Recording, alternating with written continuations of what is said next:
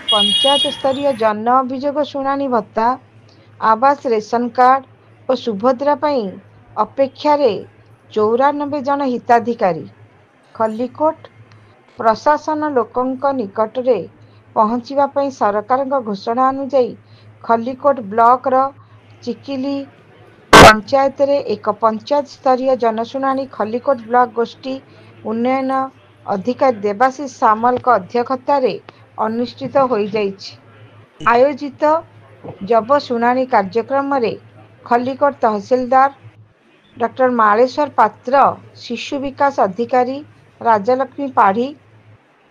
पूर्त विभाग सहकारी जंत्री संतोष कुमार परिड़ा, ब्लॉक पशु चिकित्सा अधिकारी सौम्यरंजन राउत, ग्राम्य उन्नयन विभाग कनिष्ठ जंत्री विश्वरंजन बेहेरा, पुलिस अधिकारी पूर्णचंद्र किसान, जोगाण निरीक्षक शुभस्मिता परिड़ा, सहकारी उद्यान कृषि अधिकारी प्रशांत कुमार बेहेरा, बिजुली विभाग कनिष्ठ जंत्री प्रभात कुमार षडंगी,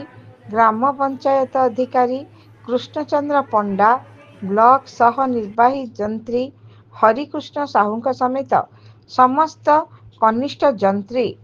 और ग्राम पंचायत अधिकारी पवनेश्वर बेहेरा और जंगल क्षुद्र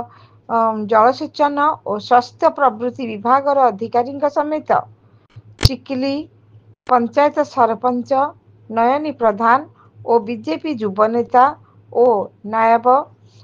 सरपंच अरुण कुमार खुंटिया प्रमुख जोगदे भत्ता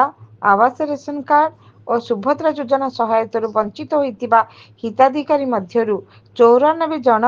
सेमानक अभियोग जणाइथिले। पंचायतर 2 जन गरीब महिला मात्र 19 दिनर बिजुली बिल 2300 और 14